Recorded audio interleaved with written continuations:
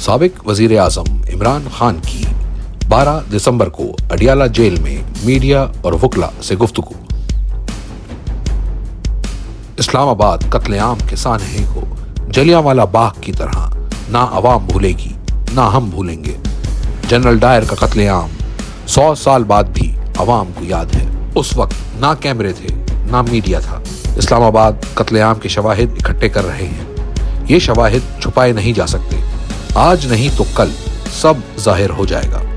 میری اپنی پارٹی اور کارکنان کو ہدایت ہے کہ اس ظلم پر پارلیمنٹ، عدلیہ، انٹرنیشنل میڈیا سمیت ہر سطح پر بھرپور آواز اٹھائیں۔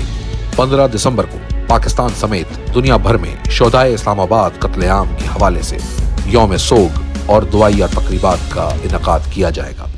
ہمیں آخری سٹیج پر دھکیلا گیا۔ لوگ پرامن احتجاج کرتے ہیں تو ان پر سیدھی گولیاں چلائی جاتی ہیں۔ ہمارے شہداء کا ڈیٹا تک چھپا لیا گیا۔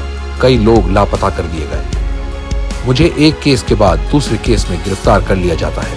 26ویں آئینی ترمیم کے ذریعے عدلیہ پر قبضہ کر لیا گیا ہے۔ انہوں نے سول نافرمانی کے علاوہ ہمارے پاس کوئی راستہ نہیں چھوڑا۔ اگر سینئر ترین ججز پر مشتمل آزاد جوڈیشل کمیشن اور انڈر ٹرائل سیاسی قیدیوں کی رہائی کے ہمارے مطالبات نہیں مانے جاتے تو سول نافرمانی کی تحریک بھرپور طریقے سے چلائی جائے گی، جس میں پہلا قدم اوورسیز پاکستانیوں کی ترسیلات زر میں کمی کی مہم ہوگی۔ ہم اداروں سے کہتے ہیں کہ جو لوگ عوام اور فوج کو آمنے سامنے لانے کا کام کر رہے ہیں، انہیں پہچانیں اور روکیں۔ ہم اپنا ملک ٹوٹنے نہیں دیں گے۔ جنرل فیض جنرل باجوہ کے ماتحت تھے۔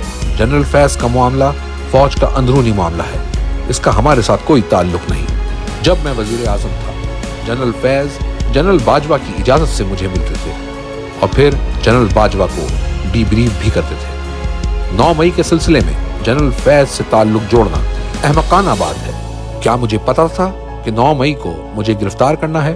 تو سازش کس بات کی کرنی تھی؟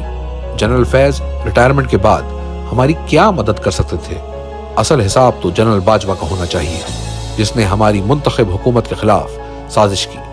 اس بات کو مولانا فضل الرحمان، شاہد خاقان عباسی، محمد زبیر سمیت بہت سے لوگ کنفرم کر چکے ہیں۔ ایک منتخب حکومت کے خلاف سازش کرنے کے جرم میں جنرل باجوہ کا ٹرائل ہونا چاہیے۔